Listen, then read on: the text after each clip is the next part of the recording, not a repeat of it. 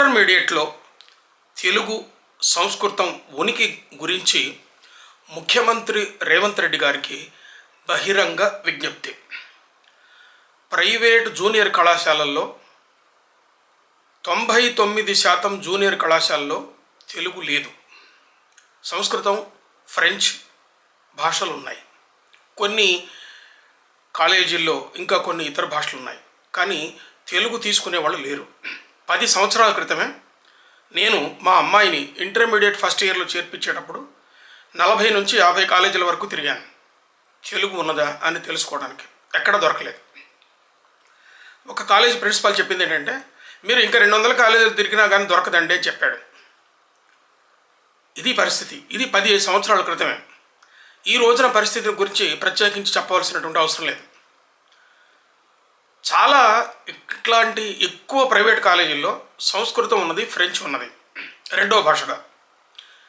English కానీ, తర్వాత French కానీ, సంస్కృతం కానీ ఎక్కువ మంది తీసుకుంటున్నారు.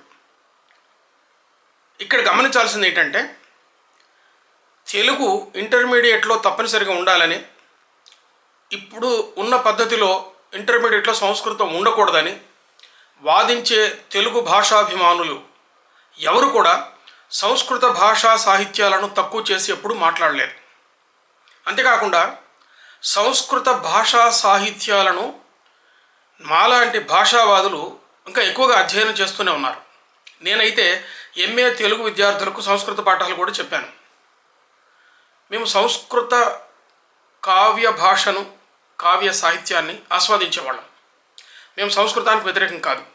అట్లాగే సంస్కృతం చదువుకొని ఎంఏ డిగ్రీలు, పిహెచ్డి డిగ్రీలు పొందినటువంటి సోదరులు వాళ్ళకి ఎంప్లాయ్మెంట్ లేకుండా ఉండాలని మేము ఎప్పుడు కోరుకోవట్లేదు. వాళ్ళకి తప్పనిసరిగా ఎంప్లాయ్మెంట్ ఉండాల్సిందే. అట్లాగని తెలుగుని ఇంటర్ స్థాయిలో తొలగించే విధంగా సంస్కృతం రూపొందటాన్ని, సిలబస్ రూపొందటాన్ని, పరీక్షలు పెట్టడాన్ని, 100కి 98 మార్కులు వేయడాన్ని మేము వ్యతిరేకిస్తున్నాం. ఇది ఒక వ్యాపార సూత్రంగా ప్రైవేటు కాలేజీలు ముందుకు తీసుకొచ్చాయి. మిగతా రీతుల్లో ఎలా వ్యాపారం చేస్తూ ఉన్నదో సంస్కృతంతో కూడా ప్రైవేట్ కాలేజీలు వ్యాపారం చేస్తూ ఉన్నాయి. ఈ వ్యాపార పోటీలో తెలుగుకి ఇంటర్మీడియట్లో స్థానం లేకుండా పోయింది. ఇక్కడ గమనించాల్సింది ఏంటంటే, ఇంటర్మీడియట్లో తెలుగు చదువుకోవాలంటే విద్యార్థులు తప్పనిసరిగా 1వ తరగతి నుంచి 10వ తరగతి వరకు తెలుగు చదువుకొని ఉన్న వాళ్ళకు మాత్రమే ఇంటర్మీడియట్లో తెలుగు చదువుకునేటటువంటి అవకాశం ఉంటుంది. కానీ ఇంటర్మీడియట్లో సంస్కృతం చదవాలంటే 1వ తరగతి నుంచి 10వ తరగతి వరకు అసలు సంస్కృతం చదివి ఉండవలసిన అవసరం లేదు. ఈ వెసులుబాటుని ప్రభుత్వం కల్పించింది. ఇంకొక ముఖ్య విషయం ఇక్కడ గమనించాల్సింది ఏంటంటే, సంస్కృతం సిలబస్ ఇంటర్మీడియట్లోనే మొదలవుతుంది అంటే, మీకు 5వ తరగతిలోనో 1వ తరగతిలోనో తెలుగు మొదలైతే ఎలా ఉంటుందో అదే సిలబస్ ఇక్కడ ఉంటుంది. ఇది డిస్పారిటీ. మీరు ఇంటర్మీడియట్లో సంస్కృతం తప్పనిసరిగా పెట్టాలనుకుంటే ఇక్కడ ఒక నిబంధన ఏముండాలంటే, 1వ తరగతి నుంచి 10వ తరగతి వరకు సంస్కృతం చదువుకున్న విద్యార్థులు మాత్రమే ఇంటర్మీడియట్లో సంస్కృతం చదవాలి అని చెప్పి ఒక నిబంధన ఉండాలి. అంతేకాకుండా సంస్కృతం చదువుకునేటువంటి విద్యార్థులు తెలుగులో కానీ ఇంగ్లీష్లో కానీ సమాధానాలు రాయకుండా కేవలం సంస్కృతంలోనే రాయాలి అని చెప్పి ఒక నిబంధన ఉండాలి. ఇది భాషల మధ్యలో సమన్యాయానికి ఒక సూత్రం. ఇది లేకుండా చేయడం వల్లనే తెలుగుకి అనర్థం జరుగుతుంది.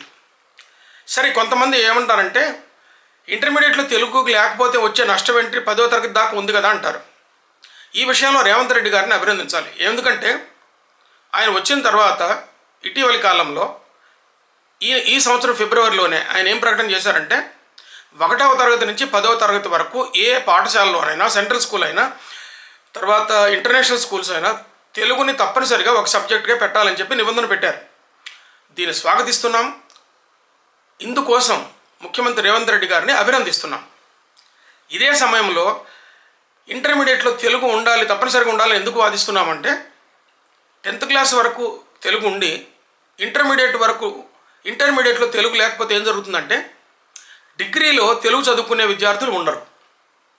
డిగ్రీలో తెలుగు చదువుకునే విద్యార్థులు ఉండకపోతే ఆ తరువాతి కోర్సులు ఎంఏ తెలుగులో విద్యార్థులు ఉండరు. ఈ పరిస్థితి రావడానికి 3 సంవత్సరాల నుంచి 5 సంవత్సరాల వరకు చాలు. ఈ 3 నుంచి 5-6 సంవత్సరాల లోపులో ఇంటర్మీడియట్లో తెలుగు విద్యార్థులు లేకపోతే ఏం జరుగుతుందంటే డిగ్రీలో తెలుగు విద్యార్థులు ఉండరు. డిగ్రీలో తెలుగు విద్యార్థులు ఉండని పరిస్థితి వచ్చినప్పుడు ఆ తర్వాత 4-5 ఏళ్లలో ఎంఏలో ఏ యూనివర్సిటీలోనైనా ఎంఏ తెలుగు విద్యార్థులు లేని పరిస్థితి ఏర్పడుతుంది. విశ్వవిద్యాలయాల్లో తెలుగు ఉండదు, పరిశోధనలు ఉండవు, తెలుగు శాఖలు మూసివేయవలసినటువంటి పరిస్థితి వస్తున్నది. దీన్ని గమనించైనా సరే విశ్వవిద్యాలయాల్లో ఉన్న తెలుగు ఆచార్యులు గొంతెత్తి మాట్లాడాలి. ఇది తెలుగు జరిగేటువంటి నష్టం. ఇంటర్మీడియట్లో తెలుగు లేకపోతే ఈ నష్టం జరుగుతుంది. ఇది గమనించాలి. అయితే సంస్కృత పండితులు, సంస్కృతంలో ఎంఏ పిహెచ్డీలు చేసినటువంటి వాళ్ళు చాలామంది రాజకీయంగా ఒత్తిడి చేస్తున్నట్టుగా తెలుస్తూ ఉన్నది, వార్తలు వచ్చాయి. వాళ్ళు అనేది ఏంటంటే మా పొట్ట కొడతారా, మాకు ఎంప్లాయ్మెంట్ లేకుండా చేస్తారా అని అడుగుతున్నారు. ఎవరంటలేదండి. తెలుగులో ఉన్నటువంటి చదువుకున్న వాళ్ళకి ఉద్యోగ అవకాశాలు ఎలా ఉండాలో సంస్కృతం చదువుకున్న వాళ్ళకి కూడా తప్పనిసరిగా ఉద్యోగ అవకాశాలు ఉండాలి. అయితే దానికి మార్గాలు ఉన్నాయి. మనకి ఉమ్మడి ఆంధ్రప్రదేశ్లో 1994లోనే ఓరియంటల్ కాలేజీలన్నింటినీ కూడా మూసేశారు. ఈ ఓరియంటల్ కాలేజీల్లో సంస్కృతము, ఉర్దూ, పర్షియన్ భాషలు ఓరియంటల్ కాలేజీలో నేర్పారు. ఆ తర్వాత బిఏ లాంగ్వేజెస్ అని ఒక కోర్సు ఉండేది, అది ఇప్పుడు కూడా అక్కడక్కడ ఉన్నది. ఈ బిఏ లాంగ్వేజెస్ అని పెట్టకుండా ఓరియంటల్ లాంగ్వేజ్ అని పెడితే ఆ తర్వాత వాళ్ళు ఎంఏలో చేరడానికి టెక్నికల్గా యూనివర్సిటీలు అభ్యంతరం చెప్పినాయి. ఆ కారణంగా బిఏ ఓరియంటల్ లాంగ్వేజ్ అని తీసేసి, అంటే బీఓఎల్ అన్న తీసేసి బిఏఎల్ అని పెట్టారు, అంటే బిఏ లాంగ్వేజెస్. ఈ బిఏ లాంగ్వేజెస్లో ఇంగ్లీషు ఇతర సబ్జెక్టులు కూడా ఉంటాయి కాబట్టి ఆ తర్వాత వాళ్ళు ఎంఏకి పోవడానికి అవకాశం దొరికింది. ఇలా ఓరియంటల్ కాలేజెస్లో సంస్కృతము, అరబిక్, పర్షియన్, ఉర్దూ కూడా కొన్ని కాలేజీలు ఉర్దూ కూడా చెప్పారు. ఈ కాలేజీలు అన్నింటినీ కూడా 1994లోనే అప్పటి ఉమ్మడి ఆంధ్రప్రదేశ్ మూసేసింది. కానీ అప్పుడు సంస్కృతం మాకు ఉపాధి పోతుంది అని చెప్పి ఎంతమంది ప్రభుత్వాన్ని నిలదీసి అడిగారు, ప్రభుత్వంతో వాళ్ళ పని చేయించుకోగలిగారు, దీన్ని గమనించాలి. అయితే ఇప్పుడు సంస్కృతం డిగ్రీలు పొందినటువంటి వాళ్ళు, పీజీ చేసినటువంటి వాళ్ళు, పిహెచ్డీలు చేసినటువంటి వాళ్ళకి ఉపాధి రావడానికి కొన్ని మార్గాలు ఉన్నాయి. అదేంటంటే ఇంటర్మీడియట్ స్థాయిలోనే ప్రత్యేకంగా ఓరియంటల్ జూనియర్ కాలేజెస్ అని పెట్టొచ్చు. ఇది గవర్నమెంట్ పెట్టొచ్చు, ప్రైవేట్ కాలేజీల కార్పొరేట్లు కూడా పెట్టొచ్చు. ప్రైవేట్ కాలేజీల కార్పొరేట్లో 2 కార్పొరేషన్లు కానీ 3 కార్పొరేషన్లు కానీ కొన్ని వందల వేల జూనియర్ కాలేజీలు వాళ్ళు నడుపుతున్నారు. వందల కోట్లు వేల కోట్లలో వ్యాపారం జరుగుతూ ఉన్నది.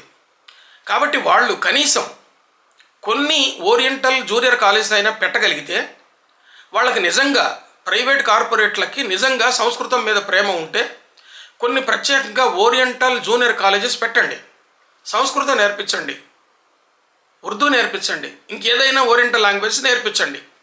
లేదా ఎక్స్క్లూజివ్గా Sanskrit oriental colleges junior colleges అని మీరు పెట్టండి. ఎందుకంటే మీకు సంస్కృతం మీద చాలా ప్రేమ ఉంది కాబట్టి. ఈ ఇంటర్మీడియట్లో చేరే విద్యార్థులు ఎవరికైనా సరే సంస్కృతం మీద అంత ప్రేమ ఉంటే ఆ ఓరియంటల్ కాలేజీలో చేరతారు. దీనివల్ల సంస్కృతంలో పీజీలు పిహెచ్డీలు చేసినటువంటి వాళ్ళందరికీ ఉపాధి దొరుకుతుంది. ఈ ఓరియంటల్ జూనియర్ కాలేజెస్ని అటు గవర్నమెంట్లో సెక్టార్లో పెట్టొచ్చు, ఇటు ప్రైవేట్ సెక్టార్లో కూడా పెట్టొచ్చు. సరే, మీరు ఓరియంటల్ జూనియర్ కాలేజ్ ప్రత్యేకంగా పెట్టరు అనుకుందాం. ఇంకొక మార్గం కూడా ఉన్నది. అదేంటంటే జూనియర్ కళాశాలల్లో ఆర్ట్స్ విభాగం కూడా ఉన్నది. అంటే బయలాజికల్ సైన్సెస్, మ్యాథమెటిక్స్ ఈ 2 వైపుల నుంచి కాకుండా సైన్సెస్ మాత్రమే కాకుండా ఆర్ట్స్ విభాగం కూడా ఉంది. ఇంటర్మీడియట్లో ఆర్ట్స్ చదువుకున్నటువంటి విద్యార్థులు బిఏ చదువుకొని ఆ తర్వాత గ్రూప్ 1 ఎగ్జామ్స్కి, ప్రిలిమినరీ ఎగ్జామ్స్కి, అంటే సివిల్ సర్వీసెస్ ఎగ్జామ్స్కి పోయేటటువంటి విద్యార్థులు చాలామంది ఉన్నారు. వాళ్ళల్లో స్పెషల్ తెలుగు కోర్సు ఒకటి పెట్టండి. ఇంతకు ముందు కూడా బిఏలో స్పెషల్ తెలుగులు ఉండేవి. అది ఎట్లా అంటే మామూలుగా బిఏలో 2 లాంగ్వేజెస్ ఉంటాయి, ఒకటి ఇంగ్లీషు, ఒకటి తెలుగు లేదా హిందీ ఉంటుంది. ఇవి కాక స్పెషల్ తెలుగు అంటే మనకు బిఏలో 3 కోర్సులు తప్పనిసరిగా 3 పేపర్లు ఉంటాయి. అదేంటంటే history, political science, public administration, లేకపోతే హిస్టరీ, పొలిటికల్ సైన్స్, ఎకనామిక్స్, లేదా పబ్లిక్ అడ్మినిస్ట్రేషన్, హిస్టరీ, ఎకనామిక్స్, ఇట్లా 3 ఉంటాయి. ఈ 3 ఒక పేపరు ప్రత్యేకంగా స్పెషల్ తెలుగు అని ఉండేది. ఈ స్పెషల్ తెలుగు చదువుకున్నటువంటి వాళ్ళకి ఎంఏ తెలుగులో ప్రత్యేకమైనటువంటి కొన్ని సదుపాయాలు కూడా ఇచ్చేవాళ్ళు. ఇలా స్పెషల్ తెలుగు బిఏలో ఉన్నట్టుగానే స్పెషల్ తెలుగుని ఇంటర్మీడియట్ స్థాయిలో కూడా పెట్టచ్చు. మీరు తెలుగు, ఇంగ్లీషు 2 భాషలు కాక మిగతా 3 భాషల్లో పబ్లిక్ అడ్మినిస్ట్రేషన్ ఇట్లా 3 పేపర్లు పెట్టేటప్పుడు ఆ 3 పేపర్లో ఒక పేపర్ ప్రత్యేకంగా సంస్కృతం పెట్టండి. అలా సంస్కృతం పెట్టినప్పుడు ఈ సంస్కృతం ఇప్పుడు ప్రైవేట్ జూనియర్ కాలేజీల్లో పనిచేసే సంస్కృత టీచర్లందరికీ కూడా అందులో మళ్ళీ ఎంప్లాయ్మెంట్ దొరుకుతుంది. ఈ రకంగా మేము ప్రైవేట్ జూనియర్ కాలేజీల్లో కానీ గవర్నమెంట్ జూనియర్ కాలేజీల్లో కానీ తప్పనిసరిగా ఒక ప్రత్యేక సబ్జెక్టుగా సంస్కృతం పెడితే అటు సంస్కృతంలో పనిచేసే ఉపాధ్యాయులందరికీ కూడా ఉపాధి దొరుకుతుంది. మీరు సంస్కృతంలో ఉన్నటువంటి వాళ్ళకి ఉపాధి కావాలని చెప్పి ప్రైవేట్ జూనియర్ కాలేజీల్లో లాగానే గవర్నమెంట్ జూనియర్ కాలేజీలు అన్నింటిలో కూడా సంస్కృతాన్ని ఇంట్రడ్యూస్ చేసినప్పుడు అదే పద్ధతిలో మార్కులు వేసే పద్ధతి ఉన్నప్పుడు గవర్నమెంట్ జూనియర్ కాలేజీల్లో కూడా ఇంటర్మీడియట్ తెలుగు తీసుకునేటువంటి విద్యార్థులు ఉండరు. ఈ కారణంగానే ఇంటర్మీడియట్లో కూడా తప్పనిసరిగా తెలుగు ఉంచి ప్రత్యేక సబ్జెక్టుగా సంస్కృతం పెట్టమని కోరుతున్నాము. దీనివల్ల సంస్కృతంలో ఉన్న పనిచేసినటువంటి వాళ్ళకు కూడా ఎంప్లాయ్మెంట్ దొరుకుతుంది. తెలుగు భాషావాదులు ఎవరు కూడా సంస్కృతాన్ని తక్కువ చేసి మాట్లాడలేదు. మేము సంస్కృతానికి కూడా వీరాభిమానులం. వారికి సంస్కృతంలో డిగ్రీలు పీజీలు చేసినటువంటి వాళ్ళకి కూడా తప్పనిసరిగా ఎంప్లాయ్మెంట్ ఉండాలని చెప్పి మేము కోరుకుంటున్నాం. ఇందులో రెండో ఆలోచన లేదు. కాబట్టి సంస్కృత ఉపాధ్యాయ సోదరులు ఎవరు కూడా తెలుగుని గురించి మాట్లాడే వాళ్ళని అపార్థాలు చేసుకోకండి. మీకు ఎంప్లాయ్మెంట్ కావాలని మేము కోరుకుంటున్నాం.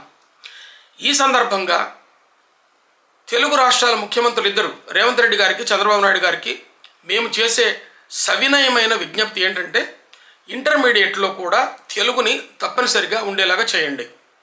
సంస్కృతం వారికి ఎంప్లాయ్మెంట్ పోకుండా ఉండటానికి సంస్కృతం ఒక ప్రత్యేక సబ్జెక్టుగా పెట్టండి. సంస్కృతం మీద ఆసక్తికి ఉన్నటువంటి వాళ్ళు, ప్రేమ ఉన్నటువంటి విద్యార్థులు ఆ కోర్సు తీసుకుంటారు, తప్పనిసరిగా తీసుకుంటారు. 3 పేపర్లలో ఒక పేపర్ తప్పనిసరిగా మీరు సంస్కృతం పెట్టవచ్చు. అలాగే ఎంప్లాయ్మెంట్ కూడా ఇవ్వచ్చు. కాబట్టి ముఖ్యమంత్రులు అయ్యా మీరు గమనించాల్సింది ఏంటంటే ఇంటర్మీడియట్లో తెలుగు లేకపోతే డిగ్రీలో తెలుగు ఉండదు, డిగ్రీలో తెలుగు లేకపోతే ఎంఏ స్థాయిలో తెలుగు లేని పరిస్థితి వస్తుంది, పిహెచ్డీలు ఆగిపోయే పరిస్థితి వస్తుంది. టోటల్గా తెలుగు రాష్ట్రాల్లో విశ్వవిద్యాలయాల్లో తెలుగు కోర్సు లేకుండా పోతుంది. ఈ పరిస్థితిని గమనించాలని చెప్పి మీకు మనవి. కనుక ఇద్దరు ముఖ్యమంత్రులు కూడా చేసే విజ్ఞప్తి ఏంటంటే అయ్యా ఇంటర్మీడియట్లో తెలుగుని కాపాడండి. మీరు ఇంటర్మీడియట్లో కూడా ప్రభుత్వ జూనియర్ కళాశాలలో ఇంటర్మీడియట్లో కూడా సంస్కృతం మీరు ఇంట్రడ్యూస్ చేసేటట్లయితే, ఇప్పుడు ఉన్నటువంటి ప్రైవేట్ కాలేజీల లాగానే ఇంట్రడ్యూస్ చేసేటట్లయితే తెలుగు ఇంటర్మీడియట్ స్థాయిలో పూర్తిగా అదృశ్యమయ్యేటటువంటి ప్రమాదం ఉందని చెప్పి మీ దృష్టికి తెస్తున్నాము. దయచేసి మమ్మల్ని అపార్థం చేసుకోవద్దు. కనుక తెలుగుకి న్యాయం చేయండి అని చెప్పి మళ్ళీ ఒకసారి తెలుగు భాషాభిమానులందరూ కూడా మిమ్మల్ని కోరుతున్నారు. నమస్తే మిత్రులారా. ఈ వీడియో మీకు నచ్చితే పులి కన్ను వైడ్ ఐ ఛానల్కి సబ్స్క్రైబ్ చేయండి, పక్కనున్న బెల్ బటన్ నొక్కండి. దీనివల్ల ఇలాంటి విషయాలన్నీ కూడా ఎక్కువ మంది మిత్రులు ఉచితంగా చూసేటటువంటి అవకాశం ఉంటుంది. నమస్తే.